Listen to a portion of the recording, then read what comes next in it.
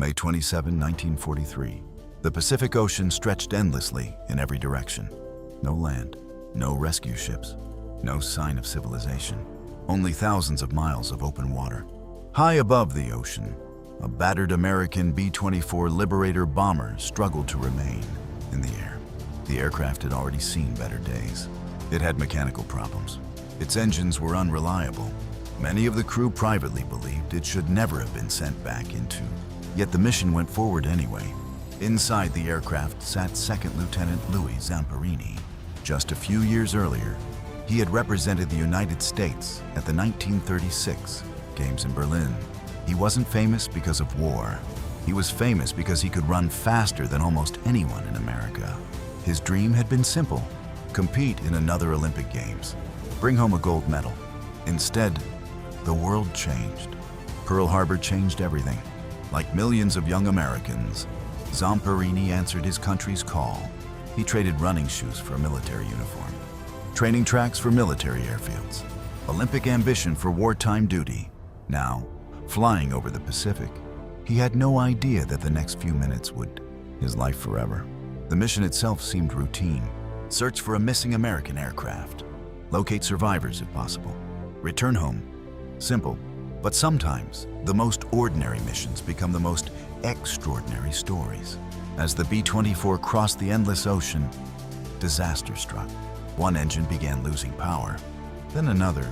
The aircraft started shaking violently. Crew members exchanged nervous looks.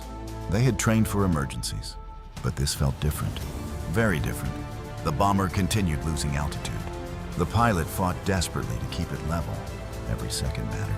Every decision could mean life or death. The men on board understood exactly what was happening. The Pacific Ocean was about to become their battlefield. Unlike Europe, where a damaged aircraft might crash near towns or friendly forces, the Pacific offered almost nothing. Just water. Endless water. If they went down here, rescue would be incredibly difficult. The nearest ship could be hundreds of miles away. The nearest island might not even appear on the horizon. The pilot made one final attempt to stabilize the aircraft.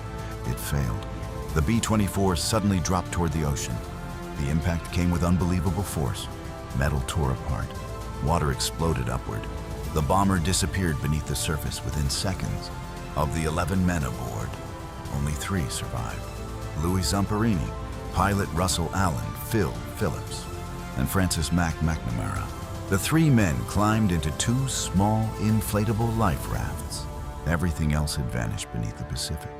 The airplane, their supplies, most of their crew, everything. Around them stretched one of the largest oceans on Earth. No radio, almost no food, very little fresh water.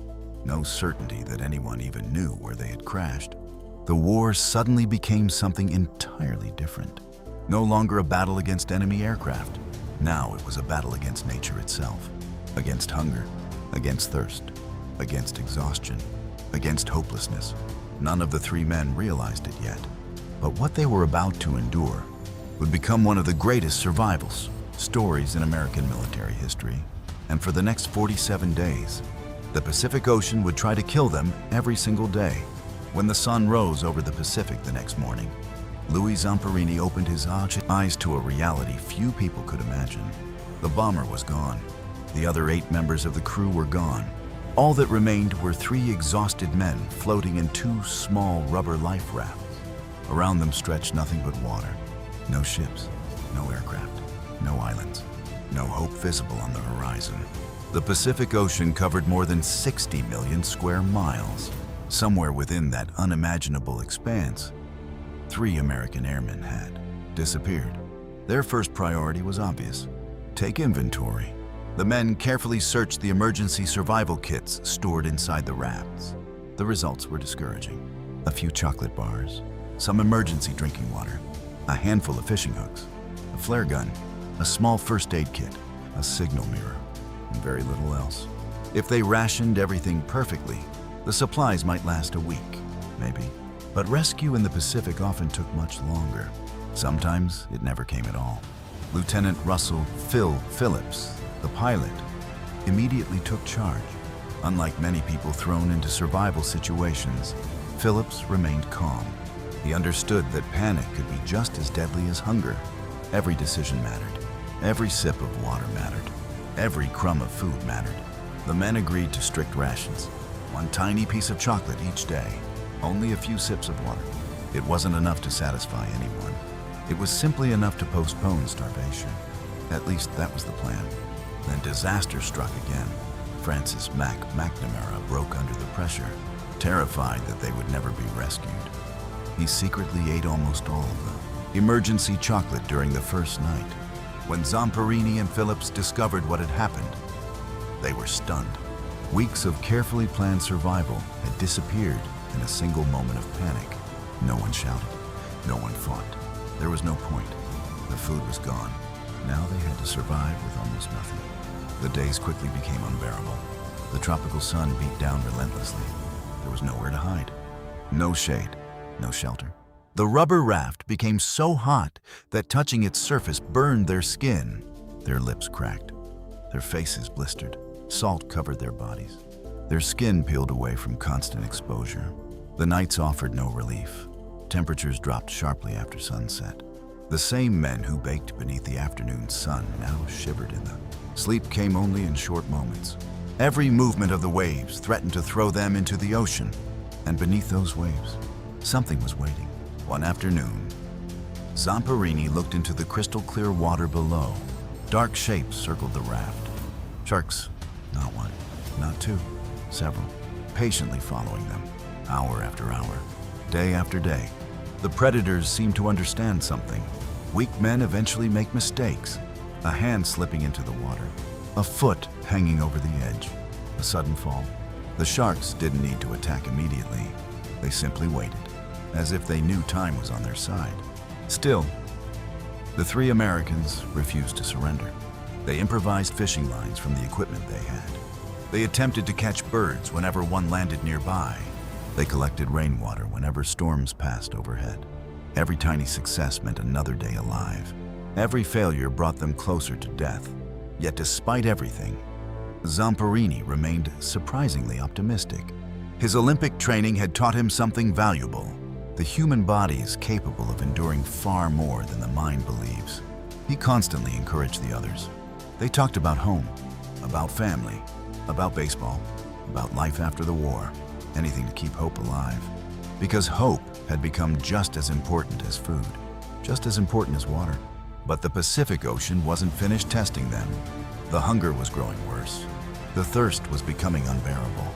And soon, an entirely different threat would appear from the sky. One that carried machine guns instead of fins. One that would prove the war was far from over, even in the middle of the ocean. The third week at sea began with a terrifying realization. No rescue planes had appeared. No ships had crossed the horizon. No friendly voices echoed across the water.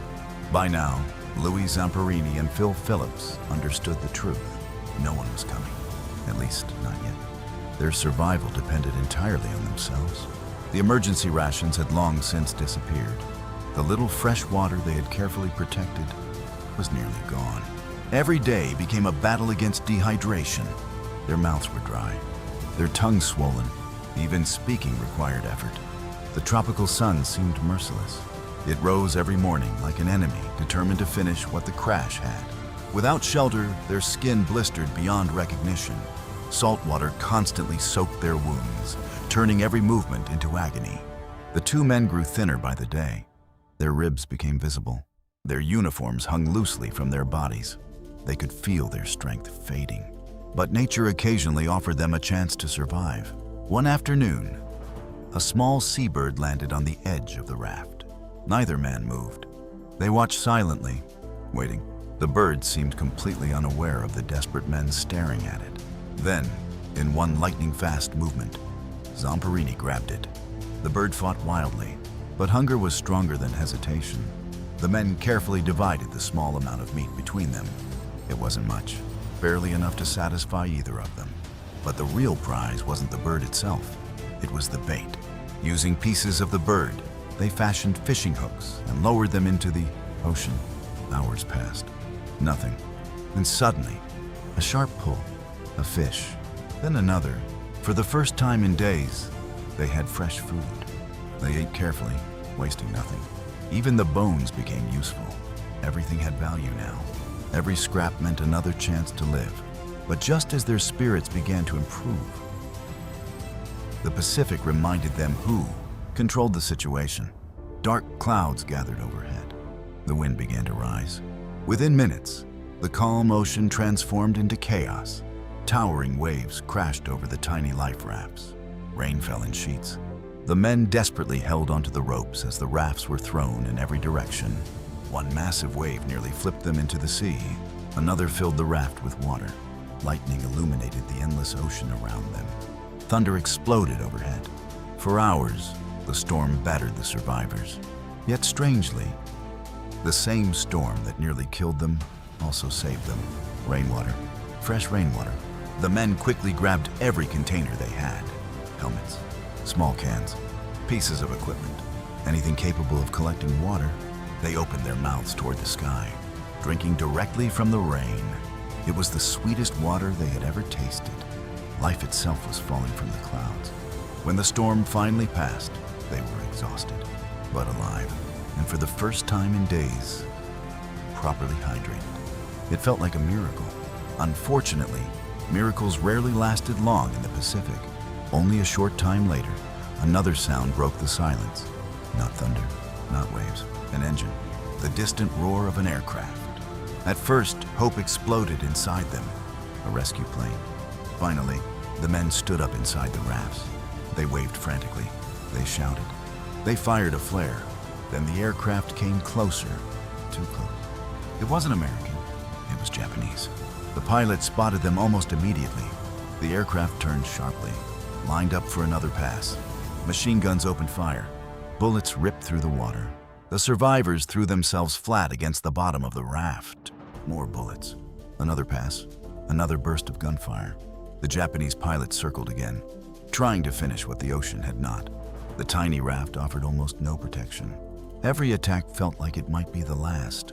Somehow, against impossible odds, the bullets missed. The plane finally disappeared over the horizon. The silence returned, but everything had changed. The ocean was no longer their only enemy. Now the war itself had found them, and the worst days of their incredible journey were still ahead. By now, Louis Zamperini and Phil Phillips had lost all sense of time. Days blended together. Sunrise, heat, thirst. Sunset, cold. Repeat.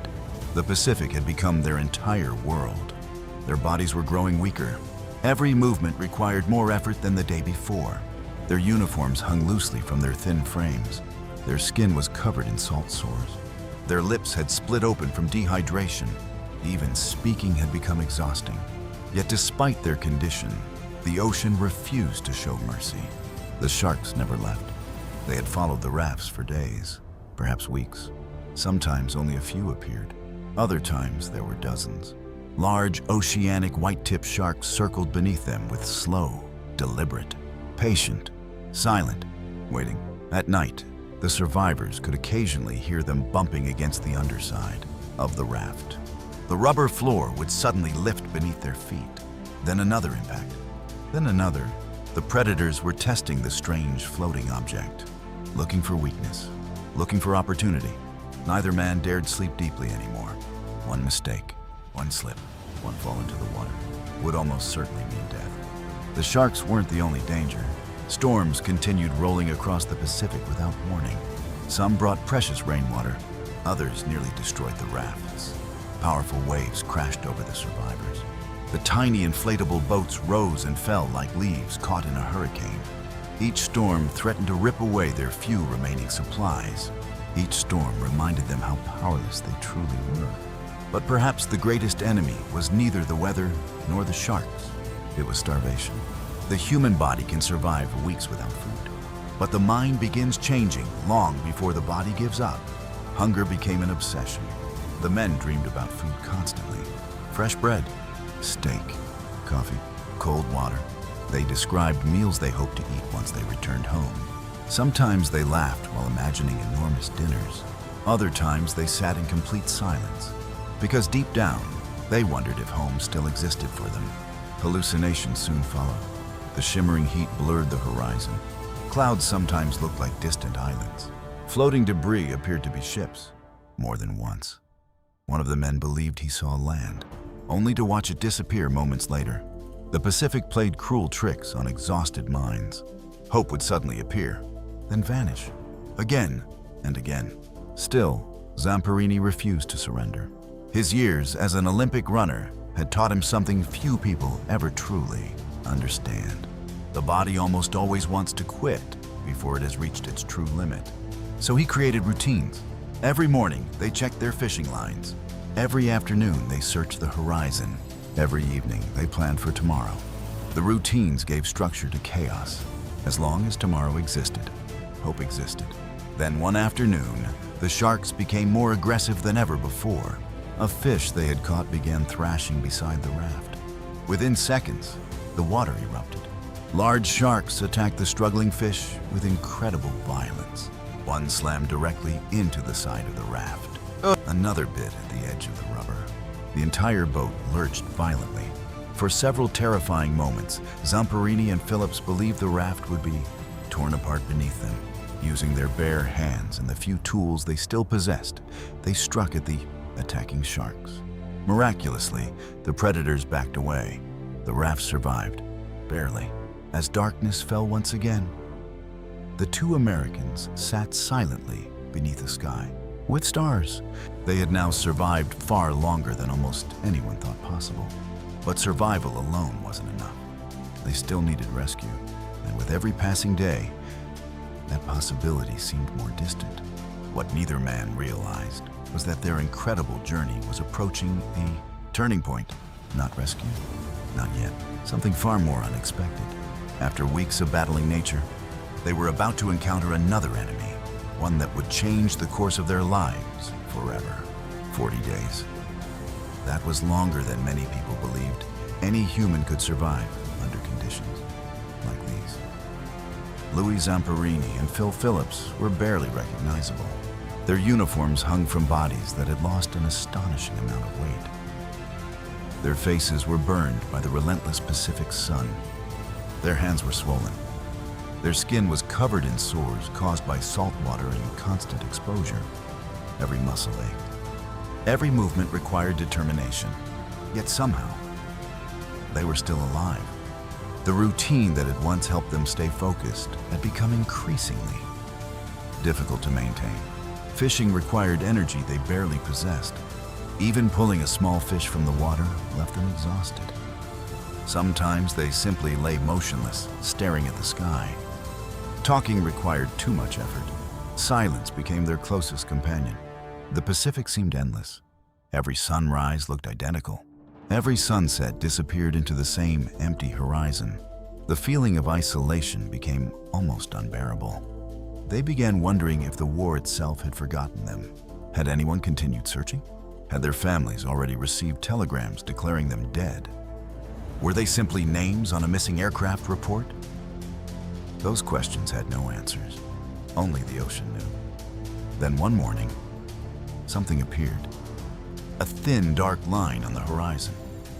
At first, Zamperini thought it was another hallucination. The ocean had fooled them before. Clouds had become islands. Waves had looked like ships.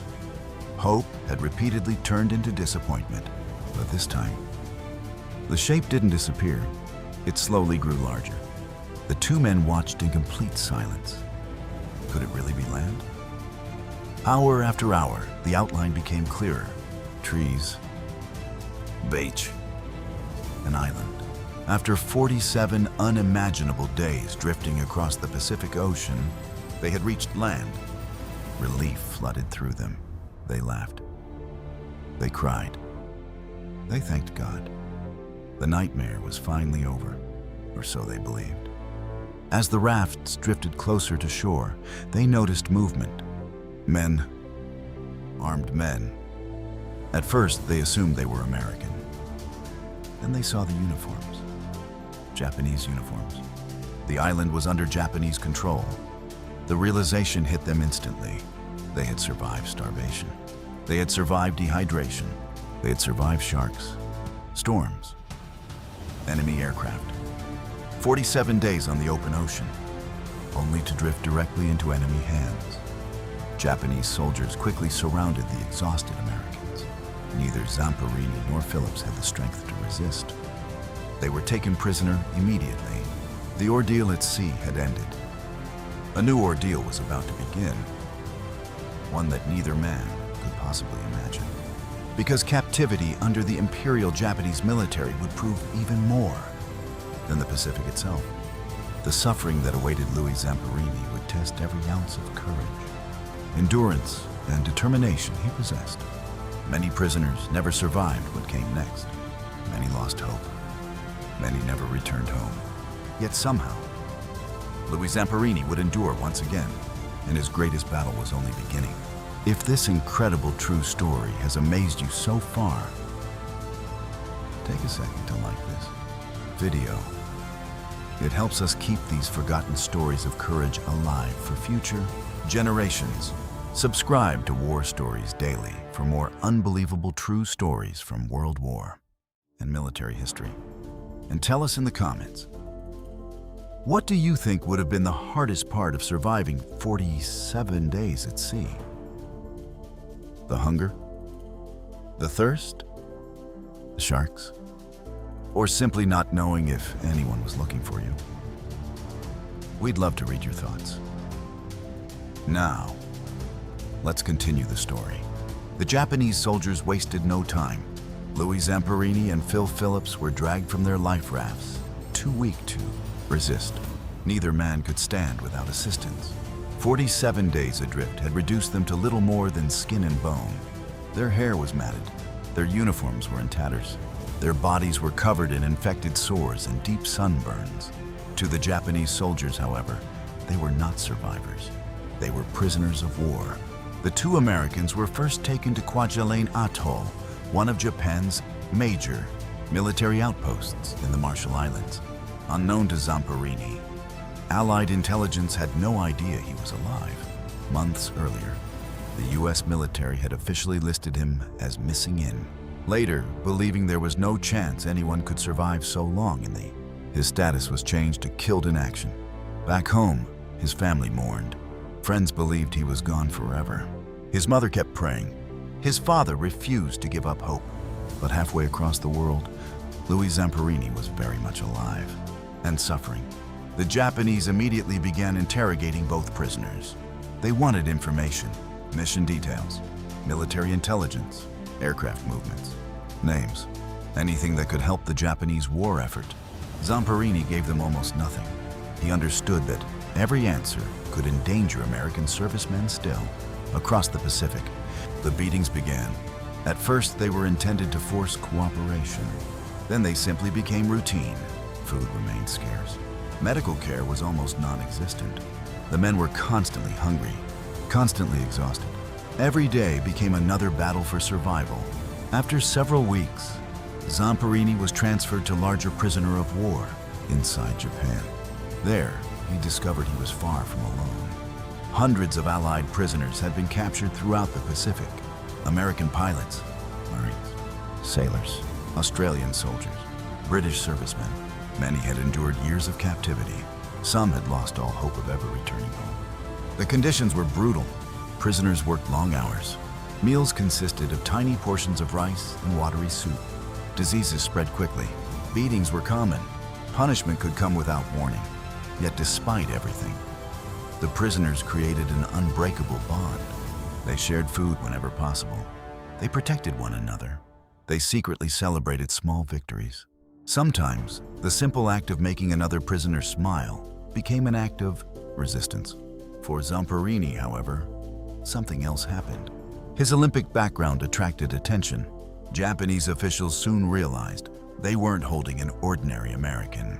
They were holding a former Olympic athlete who had competed in Berlin in front of Adolf Hitler himself. That made him valuable, not just as a prisoner, but as a propaganda tool. Japanese authorities believed they could use Zamperini to weaken American morale. If one of America's most famous athletes appeared to cooperate with Japan, it would become powerful propaganda.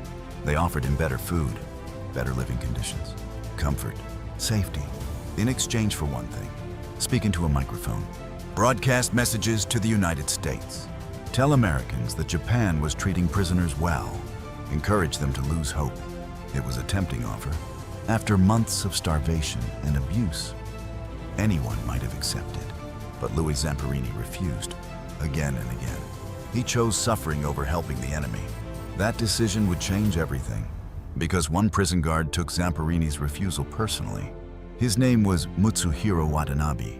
The prisoners called him simply the Bird. And before long, Zamperini would discover why that name filled entire prison camps with fear. The 47 days at sea had been almost unimaginable. But compared to what awaited him inside the prison camps, they had only been the beginning. When Louis Zamperini first heard the name the Bird, he didn't understand why the other prisoners reacted with such fear. No one smiled. No one joked. The atmosphere inside the camp changed instantly. Men who had survived years of captivity lowered their heads. Some avoided eye contact altogether. Others whispered only one warning: don't make him angry. The Bird's real name was Mutsuhiro Watanabe. He was a prison guard in several Japanese POW camps. And among Allied prisoners, his reputation was terrifying. Unlike many guards who simply enforced discipline, Watanabe seemed to take pleasure in humiliating and abusing prisoners. His behavior was unpredictable. One moment he might ignore a prisoner completely. The next, he could explode into violence for no apparent reason. A wrong glance, standing too slowly, looking in the wrong direction. Any excuse was enough. The prisoners never knew what would trigger his anger. That uncertainty became a weapon of its own. For Zamperini, things quickly became even worse. Word spread through the camp that he had competed in the 1936 Olympic Games. To the Japanese military, he wasn't just another captured pilot. He was a symbol, someone whose spirit they wanted to break. And Watanabe seemed determined to be the man who would do it. The beatings became frequent. Sometimes they happened in front of hundreds of prisoners, not because Zamperini had done anything wrong, but because Watanabe wanted to make an example of him. The goal wasn't punishment, it was humiliation, to destroy morale, to convince every prisoner that resistance was useless. Yet something unexpected happened. The more Watanabe tried to break Zamperini, the more determined Zamperini became. He refused to surrender his dignity. He refused to beg. He refused to give the satisfaction his captor wanted. That quiet resistance came with a terrible price. One winter morning, prisoners were ordered to stand outside for hours in freezing temperatures. Food had become even scarcer. Many men were dangerously malnourished. Some could barely remain standing. Still, the guards showed no mercy. Then Watanabe singled out Zamperini once again. He handed him a heavy wooden beam, far heavier than anything an exhausted prisoner should have been able to lift. Then he gave a simple order: hold it above your head. If Zamperini lowered it, even for a second, he would be beaten. The other prisoners watched in silence. Everyone understood what was happening. This wasn't physical labor. It was psychological torture. Minute after minute passed. The beam grew heavier. His shoulders burned. His arms shook uncontrollably. Every muscle screamed for relief. But Zamperini refused to let it fall. He focused on one thought: if I give up now, he wins. The guard waited, certain that eventually the exhausted American would collapse. Instead, something remarkable happened. Zamperini kept holding the beam. His arms trembled violently. Sweat covered his face despite the freezing air. His vision blurred. Yet somehow, he remained standing. For the prisoners watching, the moment became unforgettable. It wasn't about strength. No starving man could truly overpower his captors. It was about refusing to surrender mentally. Finally, unable to tolerate the silent act of defiance any longer, Watanabe exploded with rage. He struck Zamperini repeatedly. The beam crashed to the ground. The beating continued, but something had changed. For just a brief moment, the prisoners had witnessed hope. They had seen one man refuse to let cruelty define him. Years later, Zamperini would admit that surviving the ocean required physical endurance. Surviving prison required something entirely different. The battle was no longer against hunger, or thirst, or sharks. Now the battle was for the human spirit itself, and that would prove to be the hardest fight of his entire life. By the summer of 1945, Something had changed. The guards were nervous. Whispers spread quietly through the prison camp. Military officers held urgent meetings behind closed doors. Food became even scarcer. Orders changed without explanation. For months, Louis Zamperini had measured time only by survival. Another sunrise, another beating, another day without enough food, another night wondering if tomorrow would be his last. Now, for the first time, something felt different. The prisoners didn't know exactly what was happening, but they sensed it. The war was changing. Far beyond the prison walls, the Japanese Empire was collapsing. American forces had pushed relentlessly across the Pacific, island after island, battle after battle. Japan's military was running out of resources. Cities were being devastated by bombing campaigns. Supplies were disappearing. Communication became increasingly chaotic. Yet, inside the prison camps, almost no reliable information reached them. Rumors became their only source of hope. One prisoner claimed the Americans had landed closer to Japan. Another believed Germany had already surrendered. Someone whispered that the war might be over within weeks. Others refused to believe any of it. They had heard false rumors before. Hope could be dangerous. Hope could break a man just as easily as despair. Then, in August 1945, the world changed forever. The United States dropped an atomic bomb on Hiroshima. Days later, another bomb fell on Nagasaki. The destruction shocked the world. Even many Japanese military leaders realized the war could no longer continue. On August 15th, Emperor Hirohito addressed the Japanese people by radio. For the first time in history, millions heard the voice of their emperor. Japan had surrendered. World War II was over. But inside many prison camps, including Zamperini's, nothing changed immediately. The prisoners still woke to the same guards, the same fences, the same uncertainty. No one told them they were free. In fact, some prisoners feared something far worse. They had heard rumors that Japanese commanders might execute prisoners before Allied forces could arrive. The possibility was terrifying. After surviving 47 days at sea, after surviving years of captivity, could they really die only days before freedom? The tension became unbearable. Then one morning, American aircraft appeared overhead. Not fighters, not bombers, cargo planes. Instead of dropping bombs, they dropped food, boxes, medical supplies, clothing, and thousands of leaflets. The papers floated gently toward the camps. One prisoner picked up a leaflet, then another. Soon the entire camp was reading the same unbelievable words. The war is over. At first, nobody moved. The sentence seemed impossible, too simple, too unbelievable. Some prisoners cried, others laughed. Many simply stared at the paper in silence. After years of brutality, after years of wondering whether they would ever see home again, freedom had finally arrived. The camp gates slowly opened. The guards who had once ruled through fear now avoided eye contact. Some disappeared before Allied forces even arrived. Others surrendered without resistance. Louis Zamperini stepped outside the prison camp. For the first time in more than 2 years, he was free. His body had been broken. His weight had dropped dramatically. His health was fragile, but his spirit remained intact. Against impossible odds, he had survived the Pacific Ocean. He had survived Japanese prison camps. He had survived one of the most extraordinary ordeals endured by any serviceman during World War II. Yet despite everything he had overcome, his greatest battle was still waiting for him. Because escaping captivity is one thing.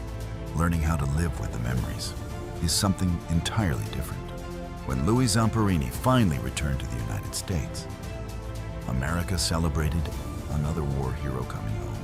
Families gathered at train stations. Bands played patriotic music. Flags waved proudly.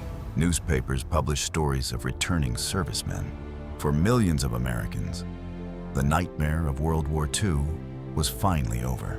For Zamperini, it was just beginning. His family could hardly believe what they were seeing. Months earlier, the War Department had officially declared him dead. A telegram had arrived informing them that Louis was presumed killed in action. They mourned him. They prayed for him.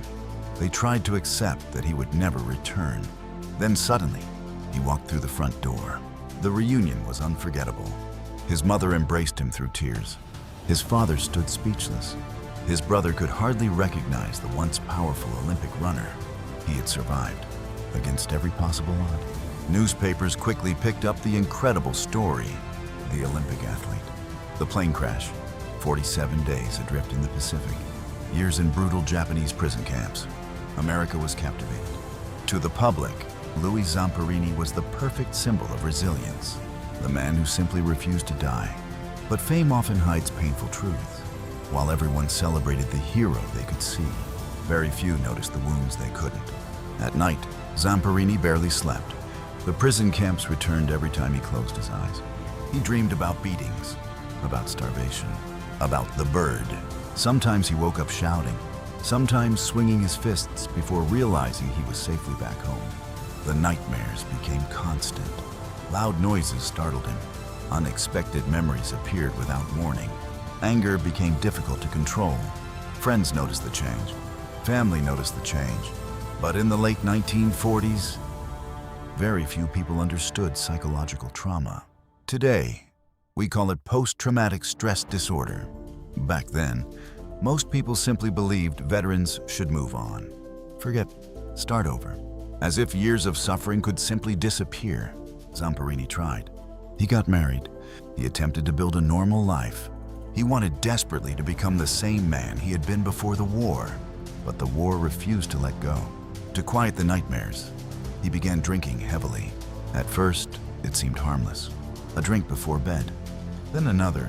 Soon, alcohol became part of his daily life. His marriage began to suffer. His temper became unpredictable. The happy Olympic runner who had inspired millions seemed to disappear. The emotional scars left by captivity proved harder to heal than any physical injury. Again and again, one face returned in his dreams. Mutsuhiro Watanabe, the bird. In the nightmares, Zamperini confronted him over and over. The hatred grew stronger. Sometimes he imagined revenge. Sometimes he imagined returning to Japan just to face the man who had tortured him. The bitterness consumed him. Friends worried. His wife worried. The future looked uncertain. It seemed impossible. How could a man survive 47 days on the open ocean, survive years of brutal captivity, only to lose the battle after coming home? For a time, that appeared exactly what was happening. But then something unexpected entered Louis Zamperini's life. Not another military mission, not another survival challenge. Something far more powerful: forgiveness. A single decision that would completely transform the rest of his life. And decades later, it would become the reason millions remember Louis Zamperini, not only as one America's greatest survivors, but as one of its greatest examples of resilience and redemption. For years after returning home, Louis Zamperini carried the war with him, not on his body, but in his mind. Every nightmare brought him back to the prison camps. Every memory brought back the face of Mutsuhiro Watanabe, the bird, the man who had tried so hard to break him. Friends admired Zamperini's incredible survival story, but they couldn't see the battle still raging inside him. His anger grew. His drinking became worse. His marriage reached the breaking point. It seemed that after surviving everything the Pacific and the Japanese military had thrown at him, he might still lose the most important battle of his life. Then, in 1949, something unexpected happened.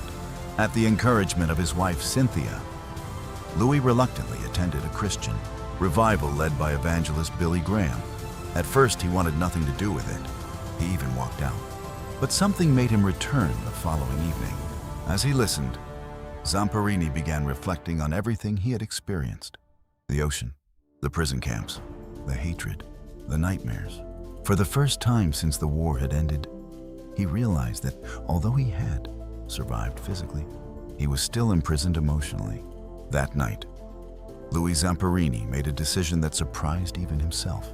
He chose forgiveness, not because what had happened to him was acceptable, not because he wanted to forget, but because he refused to let hatred control the rest of his life. The change wasn't instant, but it was real. He stopped drinking. His marriage recovered. The nightmares gradually became less frequent. The anger that had consumed him for years slowly disappeared. Then, several years later, Zamperini made a decision almost no one could understand. He returned to Japan. not to seek revenge, not to confront his former captors with hatred, but to forgive them. He visited Sugamo prison, where many former Japanese war criminals were being. There, he met several of the men who had once guarded him. One by one, he offered forgiveness. Some were overwhelmed with emotion. Others could hardly believe why he had come. There was only one man he especially wanted to meet, Mutsuhiro Watanabe, the bird, the guard who had made his life a living nightmare. But Watanabe refused to meet him. Even so, Zamperini publicly declared that he forgave him. Years later, in 1998, Louis returned to Japan once again, this time for a very different reason. He carried the Olympic torch during the Winter Olympics in Nagano, more than 60 years after competing in the 1936 Berlin Olympics. The former prisoner of war returned not as a victim, not as a soldier, but as a symbol of peace, resilience, and reconciliation. It was one of the most powerful full-circle moments in modern America. Louis Zamperini lived to the age of 97. His incredible story inspired millions through books, documentaries, and the film Unbroken. But perhaps his greatest achievement wasn't surviving 47 days at sea or surviving years in brutal prison camps. Perhaps his greatest achievement was proving that the human spirit can overcome even the deepest suffering. That courage isn't only found on the battlefield. Sometimes courage means refusing to give up. Sometimes it means choosing hope when despair feels easier. And sometimes it means finding the strength to forgive. The story of Louis Zamperini reminds us that heroes aren't defined only by what they endure. They're defined by who they choose to become afterward. Thank you for watching War Stories Daily. If this incredible true story inspired you, let us know in the comments. What was Louis Zamperini's greatest act of courage? Surviving 47 days at sea, enduring years as a prisoner of war, or choosing to forgive the people who had tortured him? We'd love to hear your thoughts. If you enjoy true World War II stories, forgotten heroes, incredible survival, tales, and the untold history behind history's greatest conflicts, don't forget, like this video, subscribe to War Stories Daily, and turn on notifications so you never miss our next documentary. Because here at War Stories Daily, we remember the stories history should never forget. Until next time, thank you for watching.